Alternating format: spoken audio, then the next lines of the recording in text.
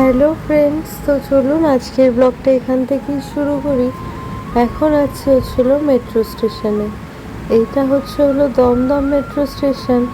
আর এখন না প্রত্যেকটা ট্রেন দমদম মেট্রো স্টেশনে এসে এতক্ষণ যে দাঁড়ায় কি বলবো।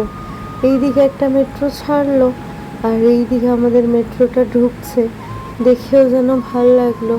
তো এখন ইচ্ছে আছে যাবো একটু এসপ্ল্যানেডে। এবার ওই জন্যই আর কি রাস্তাটা ধরলাম। এটা হলো স্প্ল্যানেড মেট্রো স্টেশন থেকে স্প্ল্যানেড যাওয়ার দিকে রাস্তাটা। এই রাস্তাটা এতটা ফাঁকা থাকে যে কি বলবো, প্রচণ্ড ফাঁকা থাকে। আজকে আসলে আমার বর যে বাইকটা কিনেছে সেটাই আজকে সারানোর কথা আছে, তাই জন্য এসেছি। আর এখানে দেখছি যে খুব সুন্দর সুন্দর বিভিন্ন ধরনের চপ বিক্রি হচ্ছে। চপগুলোর দামও প্রচণ্ড কম, আর এক একটা সিঙ্গারা 5 টাকা করে মাত্র। এখান থেকে আজকে ইচ্ছে আছে যে একটু লং ড্রাইভে যাওয়ার। আর এই যে এখন নতুন বাইকটা এত সুন্দর সমস্ত ফিচার্স আছে যে কি বলবো। এখান থেকে আমরা লং ড্রাইভের জন্য রওনা দিয়ে দিয়েছি। আর রাতের কলকাতা যেন প্রচণ্ড সুন্দর লাগে। আজকে ইচ্ছে আছে আমরা যাবো কোলাঘাট, ওখানে গিয়ে শেরে পাঞ্জাব থেকে খেয়ে আবার চলে আসবো। আর এখন আমরা ক্রস করছি ডোমজুর। কিন্তু ডোমজুর যখন ঢুকলো দেখলাম প্রচুর বাজারের দোকান, আর তাতে প্রচুর লোক কিনতে এসেছে। তো সামনে একটা দোকান থেকে চা খেলাম, তখন তিনি বললেন যে এটা ডোমজুর বাজার, এখানে অনেক জিনিসের দাম অনেক কমে পাওয়া যায়, তাই জন্য নাকি বাজারটাতে এত ভিড় হয়। এখান থেকে আমরা একটু চা খেয়ে নিলাম। এই দাদুটা কিন্তু চাটা প্রচণ্ড ভালো বানায়। তো তখন দেখি একটা কুকুরবাবুও এসছে, তাই তাকে বিস্কিট খাওয়ানোর প্রচেষ্টা চলছে। এবার ওকেও বিস্কিট খাওয়ানো হলো। এবার তারপরে আমরা আর কি ওকে বিস্কিট খাইয়ে তারপরে আমরা আর কি বাড়ি ফেরার পথ ধরবো। রাস্তায় এত জ্যাম যে আমাদের আর কোলাঘাট যাওয়া হলো না, ডোমজুর থেকেই আমাদেরকে ব্যাক করতে হলো। সারাদিন এত দুজনে ক্লান্ত ছিলাম যে ডোমজুর থেকেই ব্যাক করলাম। ব্যাক করে প্রায় 10টা মতো বেজে গেছে। এসে যেই সবজিটুকু ছিল ওটা একটু ভেজে নিচ্ছি, এটা দিয়ে রুটি খেয়ে রাতটুকুনি চালিয়ে দেবো দুজনে। তো আজকের ভিডিওটা এখানেই থাক, আবার পরের দিনকে কিছু ক্লিপ নিয়ে দেখা হচ্ছে।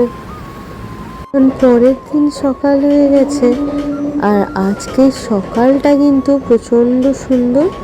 কিন্তু সকালবেলা উঠে রান্নাঘরে গিয়ে দেখি তেমন কিছুই নেই।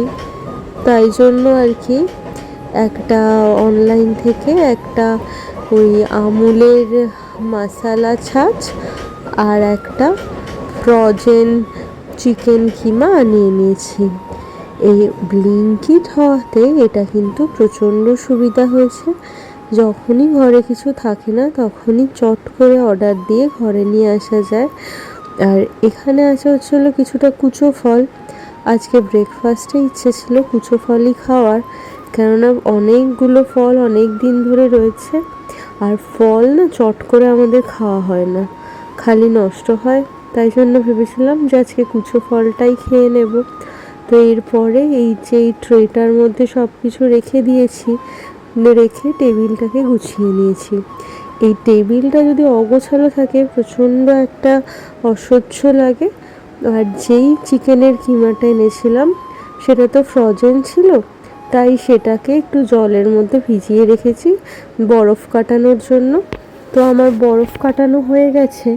আর চিকেনের পাতলা স্টু বানাবো। পুজোর আর বেশি দিন বাকি নেই, আর প্রচণ্ড ওয়েট গেইন হয়েছে, তাই এখন থেকে একটু হেলদি খাবার খাওয়ারই ইচ্ছে আছে। তো শুধু একটু পেঁয়াজটাকে কুচিয়ে নিয়েছি। এবার পেঁয়াজ কুচিটা এই মাংসের মধ্যে দিয়ে দিলাম, আর এর সাথে একটু খালি নুন, একটু গোলমরিচের গুঁড়ো, আর একটু বাটার, আর একটু রসুন থেতো করে দিয়ে দেব। দিয়ে তারপরে এটাকে আর কি প্রেসার কুকারে 2-3টে সিটি ফাড়া পর্যন্ত অপেক্ষা করব। এখানে 4-5টা রসুন নিয়ে নিয়েছি। লঙ্কা ছিল না, লঙ্কা থাকলে আরও ভালো হতো। আর এখানে আমি রসুনটাকে পেস্ট করে নিচ্ছি। এরপরে সব একসাথে, আর আগেই বলেছি একটুখানি বাটার দিয়ে দেবো, কারণ এই চিকেন স্টুটা বানাতে একটু তেল ইউজ হয় না, তাই জন্য একটু বাটার। আর আপনারা তো জানেনই বাটারে গুড ফ্যাট আছে, তো ওই জন্য দিয়ে এখানে সিটি পড়া পর্যন্ত অপেক্ষা করছি। অনেকক্ষণ আগেই করা হয়ে গেছিলো, তাই ভাবলাম যে খাওয়ার সময় এটাকে একটু গরম করে নিই, এই জন্য এখানে গরমে বসিয়েছি চিকেন স্টু। তো আমার চিকেন স্টুও মোটামুটি হয়ে গেছে। এই রান্নাটা কিন্তু প্রচণ্ড হেলদি রান্না, আর অনেক কম সময়ে হয়ে যায়। তো এখানে আমার চিকেন স্টু নেওয়া হয়ে গেছে। আজকের ভিডিওটা এখানেই শেষ।